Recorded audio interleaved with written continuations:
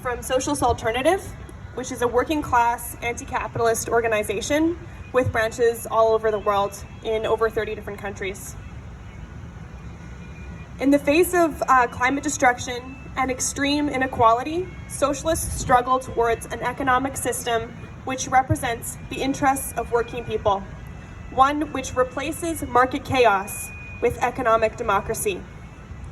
You can find us tabling with Rent Strike Bargain, who you just heard from, which is an organization, as I said, involved with struggles around the province to build strong tenants' unions and protect ordinary people from predatory real estate and their accomplices in our government, right here.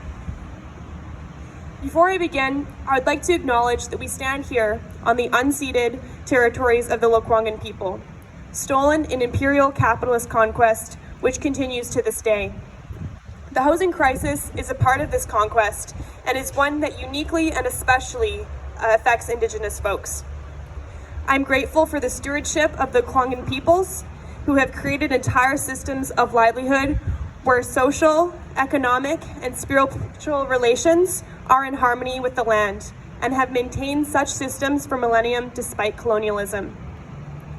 Indigenous systems across Turtle Island are so starkly in juxtaposition to the destructiveness of our current colonial system, which we are all suffering under as I speak. Today we're here to call for housing now, because we are in the midst of this worsening crisis where inflation, homelessness, and the number of renters continues to increase. Along with other ludicrous living expenses, a fifth of Canadians spend over 50% of their income on housing. In this context, housing in BC ranks as the most unaffordable of all of the provinces, with home ownership declining steadily over the last decade. An analysis by the Canadian Housing Statistics Program found that over 1.5 million Canadians live in conditions which are, quote, unsuitable, inadequate, or unaffordable. This is not for lack of homes. We have more empty homes and apartments in the city than there are homeless people. And the same goes for the country as a whole. Meanwhile, public spending, while millions remain home insecure, wealthy landlords and big businesses see their fortunes growing year by year. In the last decade alone, the top 1% of Canadians have increased their share of the nation's wealth from 18% to nearly 30%. Amid pandemic recovery, this wealth transfer has accelerated considerably.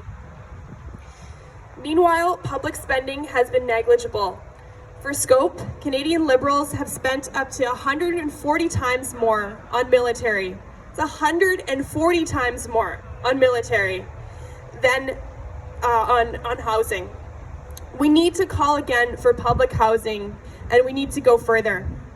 It doesn't matter if you're a nice landlord or a big boss with a massive amount of property that even donates to homeless people. It is not about the individual being kind. It is about the system that allows and actually encourages this crisis. This systemic issue will persevere as long as we live under capitalist economic system which treats housing as a commodity rather than a human right. I'm past worrying about if I'll be able to own a home one day. I'm worried that my loved ones, especially those who are racialized, dealing with health crises or financial crises, will end up homeless. Home insecurity is exacerbating racism, domestic violence, generational trauma, gay bashing, and ableism.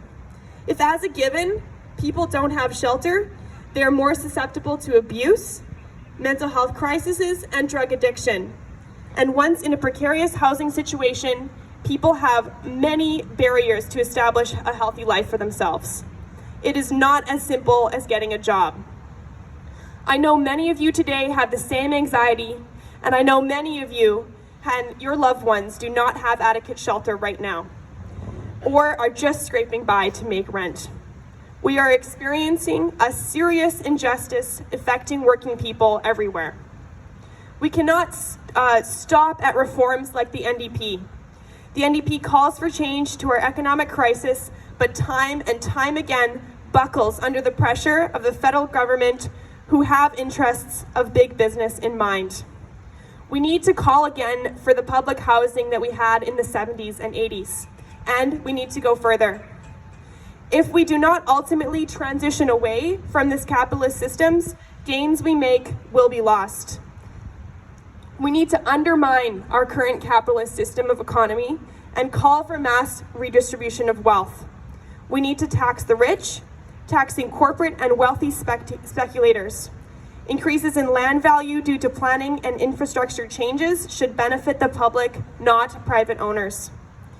We need rent control and vacancy control where rent cannot be increased between tenants. We say housing should not be a commodity. We must place into public ownership big developers, major construction companies, and corporate landlords. These demands will be won by working people every day, by people like us asserting ourselves.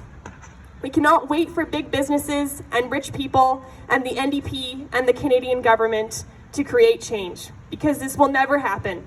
This has been proven for as long as Canada has existed. It will never be in their interest, and it will be won through us fighting.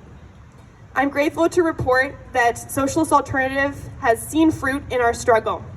We have a city councillor in Seattle called Shama Sawant, who has gained an Amazon tax which raises over $200 million per year to fund permanent, affordable city-owned housing.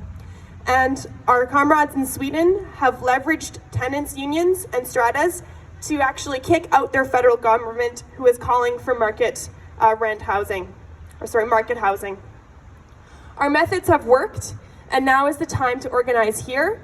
Now is the time for working people, students, and unions to come together and fight for our rights.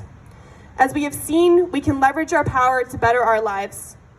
If you want to be a part of this fight, I encourage you to approach our table and join Social Alternative and Rent Strike Bargain and be the ones to stand up for ourselves to see real change through.